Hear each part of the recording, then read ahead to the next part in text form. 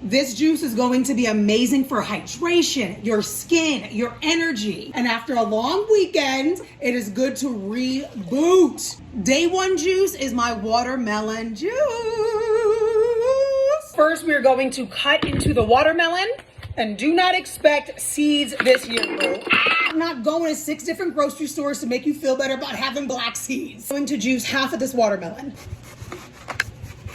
And if you cut the skin very thin, you can take this part of the rind and pickle it as a little snack. Now, it does not taste as sweet as the watermelon with the black seeds, but that's okay. I'm just gonna pop open my juicer, add the watermelon. Now to this juice combo, I'm going to add a handful of mint. Mint helps to improve your digestion, helps with your brain function, helps to boost your immunity, and helps with your stress, bro.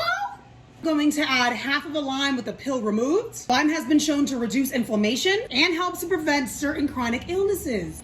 Close it. Why do I always forget? Turn it on.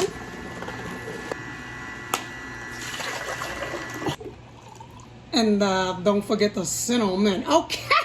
Ceylon cinnamon, high in antioxidants, is amazing for your heart health. And it's amazing to fight inflammation in your body, so don't forget.